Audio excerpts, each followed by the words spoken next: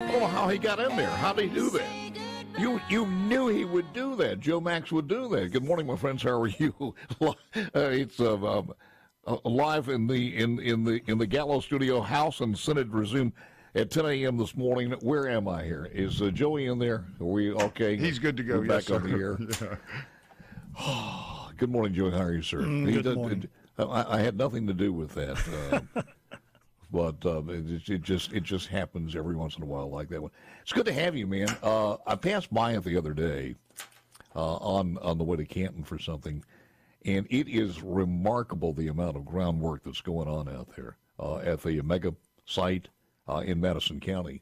And we haven't had you on for a while. Just a little bit of a status report on what's going on and what's happening.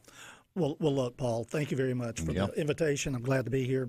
Certainly. You plugged my good friend Joe Max, obviously, before I came on, but let me just tell you, I'm going to plug him as well. You know, I had the opportunity to work with Joe Max for about 5 years, and what I learned from Joe Max is immeasurable, and it helped me be a much better economic developer today. So a shout out to my good friend Joe Max. Well, when he was on with us the last time, he spoke highly of you too, and it's good to know that we have that cooperation across the entire state. Because I had asked him, or was he envious, or were you guys speaking anymore once the last thing happens? And he was upfront about it and was proud for everybody. So we all move forward together. Amen. Look, you know, when you look at the total amount of MMEIA projects in the state of Mississippi, the majority of them have occurred right there in the Golden Triangle region.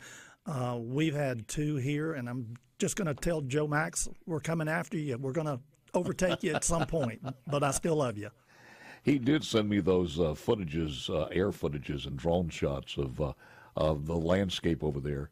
And, of course, his is farther along than yours is in Madison County. Do you know anything about this green steel deal that's happening down in the central part of the Pine Belt area?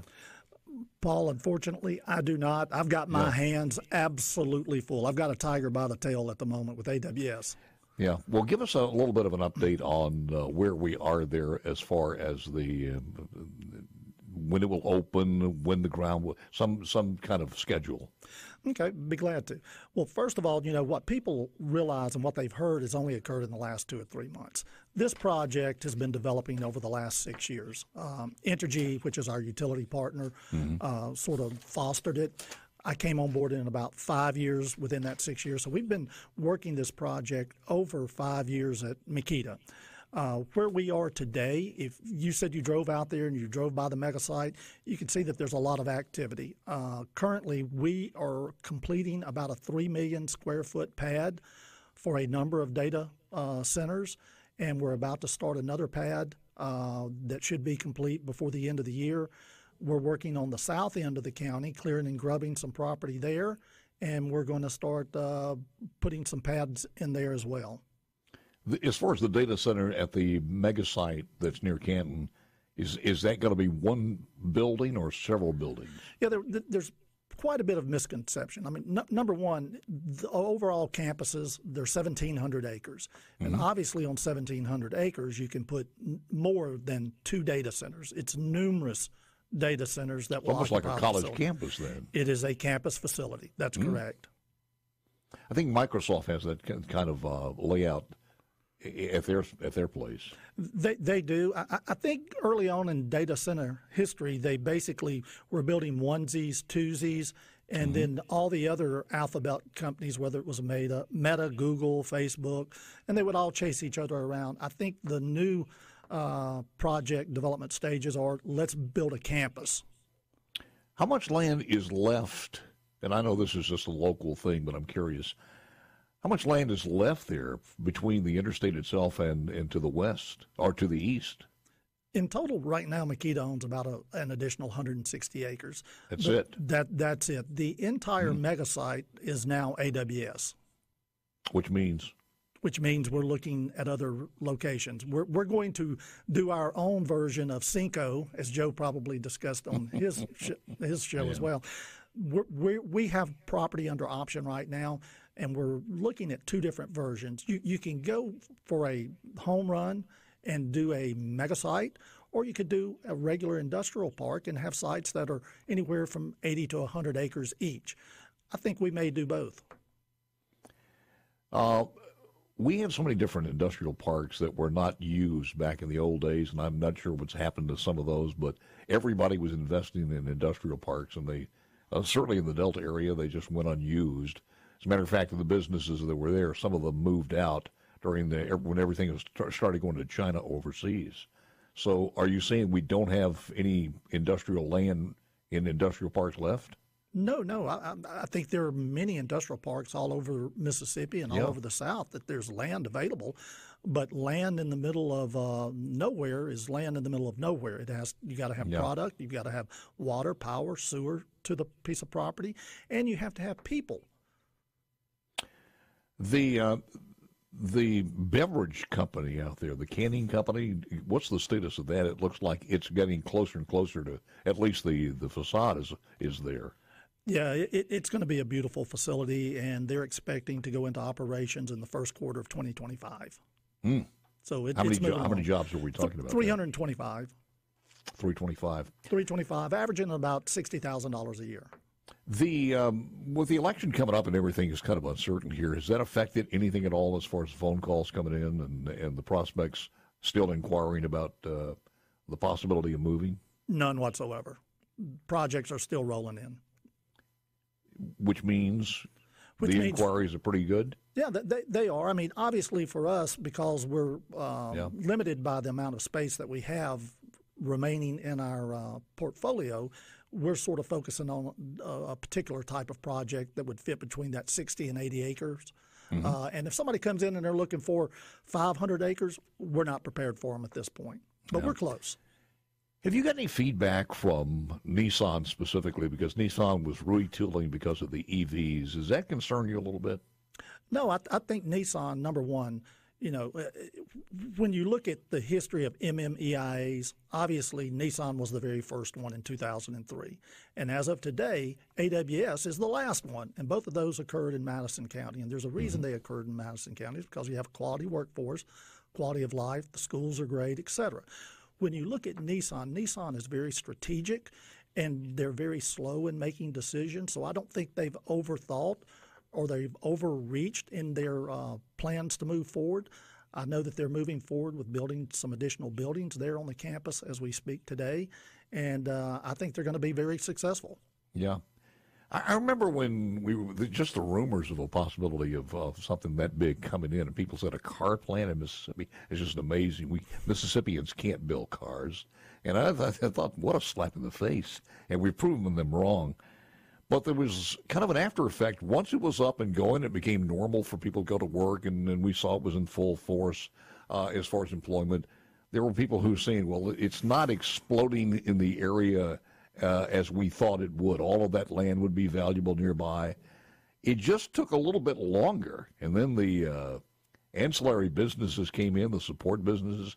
Are we expecting the same thing from the data centers, or will they have the secondary support systems as much? Well, it will not have the supplier system as a Nissan would. Now, will there be secondary businesses? Absolutely. Well, you're already seeing that. Yes, absolutely. I think that's why you see the explosion in a little town called Gluckstadt that's now officially a new town. And I think the same thing is going on in Flora, which was a sleepy little country town. And now you go out there and try to buy a piece of land and forget about it. Cheap. Yeah, we actually have 100 acres there in the Florida Industrial Park. And we have a project that hopefully we can announce by the end of the summer that's going to be a real niche out there. It seems like we've got like a little food processing, a food clique out there between Two Dog Farms, Salad Days. So we're hoping to add to that. Wow. How many jobs we're talking about a possibility? Not a lot of jobs, but very good quality jobs, and it will fit the community extremely well. And you can always use the petrified forest as something other people don't have. That is correct. I don't know how you use that, but it's all yours. So are there any other ones that we're getting closer and closer to? Yes. Obviously, I can't tell you who they are at this point, but we've got 3 projects that I think we're probably on the short list for. We're one of 2 on one, and then one of 3 on the other 2.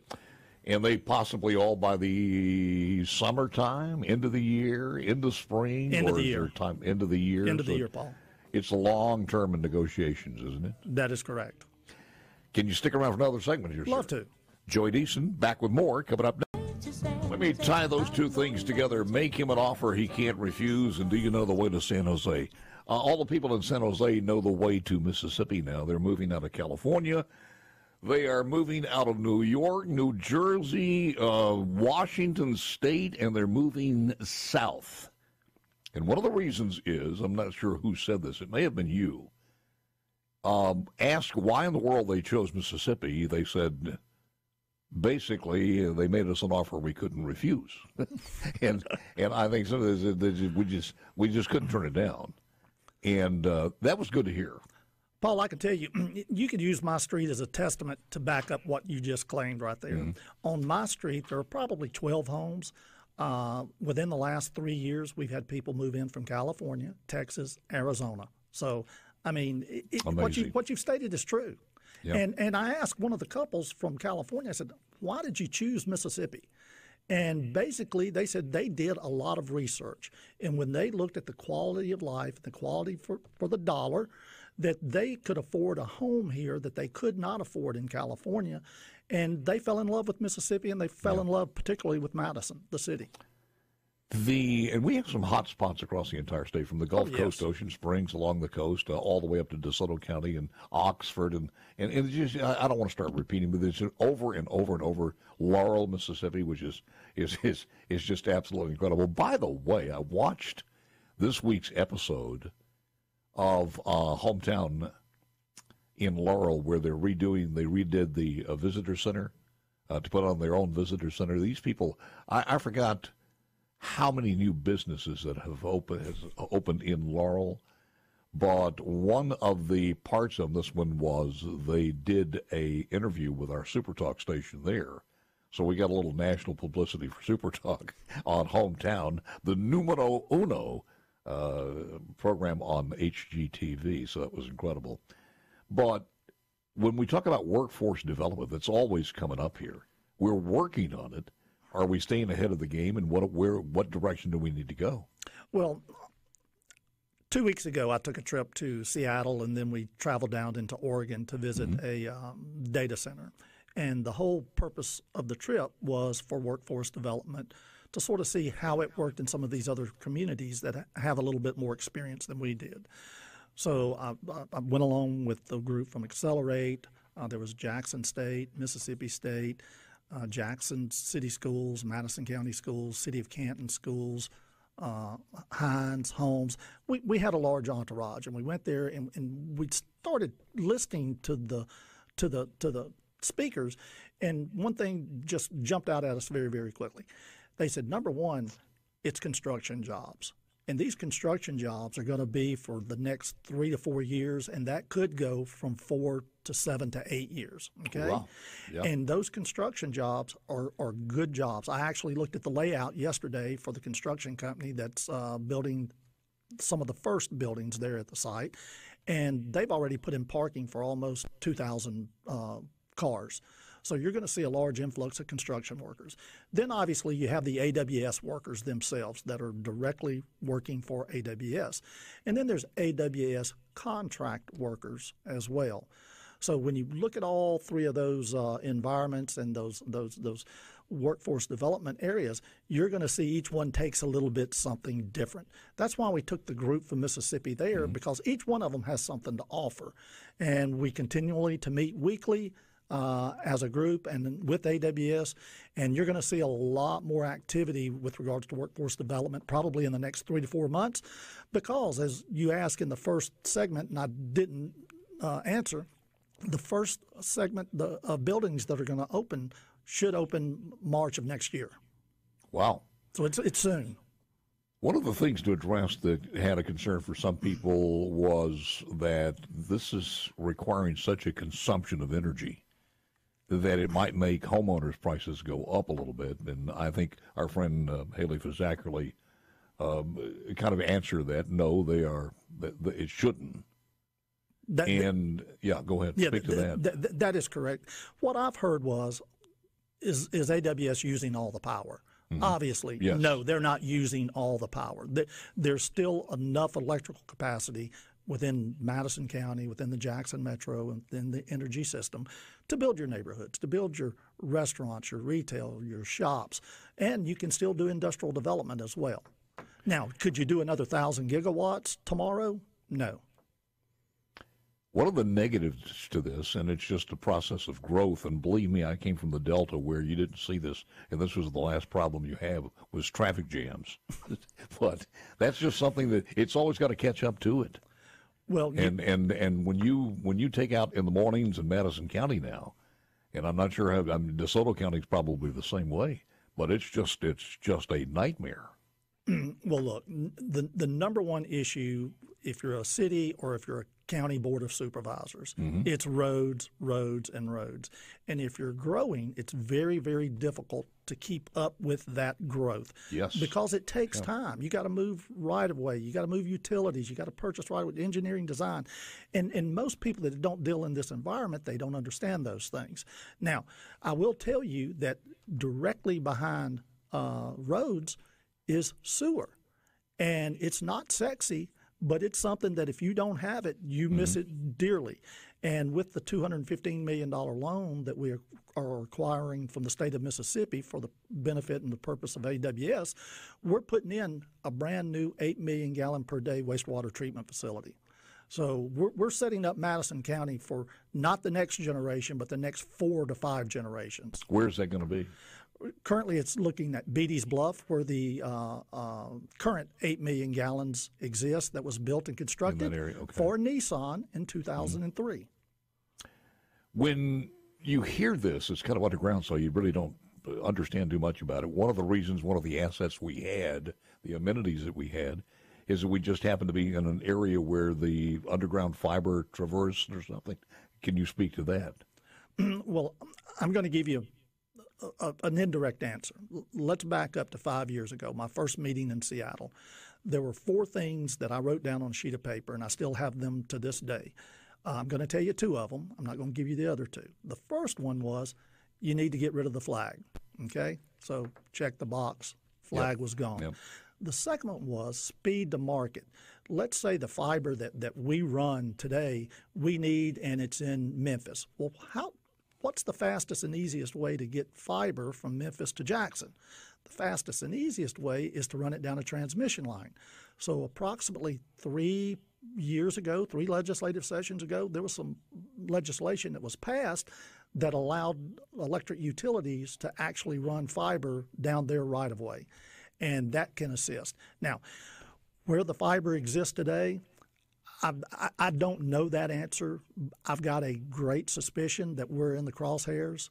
So, that's what it is. Well, as far as the legislature is concerned, any bills out there that you're watching, worried about, or hopefully they will pass? No, sir. None at this point. We're so deep under construction at this point and trying to ramp up and get these buildings and pads built and get AWS up and running itself. They'll be visiting here tomorrow, so we'll have them in our office. We'll be doing a review of the sites. At the same time, right now, we are scheduling a groundbreaking for May 20th. So we're excited about that. We're going to have a big presentation, have a lot of news media in as well, but it appears that May 20th is going to be the date at this point. I wonder how many of those are actually saying, look, I need to do some house hunting when we're here. That's already occurring. I'm sure it is. I met a gentleman in Seattle 2 weeks ago when I was there. He actually lives about 80 miles south of Washington, D.C., there in Virginia, and he and his wife have already been here. They'll be moving here in June. How about that? Ooh, that weather's going to be a little. I hope if they can make that first summer, we got a chance. Just make sure the air conditioner is working. Well, look, there's another facet to this project that I don't think a lot of people have thought about, or if they have, they don't know the dynamics. At this point, it's a very large project. When you look at the history of MMEIA projects, you can add them all up. You can do Toyota, Nissan, Yokohama, Severstal, ADI, Continental, and the list goes on. And they don't add up to $10 billion. This project has been announced at $10 billion, and I'm going to tell you that's a conservative number, okay? But when you look at the revenue that the county, school district, the Board of Supervisors, and the city of Ridgeland are going to have over the next few years, it's mind-blowing. Can they equip the people they need in the data center with skilled jobs instead of 4 years of college? Absolutely.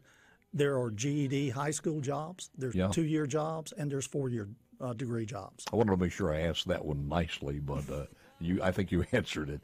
Man, it's been very, very informative. I thought, don't be such a stranger. Thank you for coming in. Yes, sir. It's good to have you.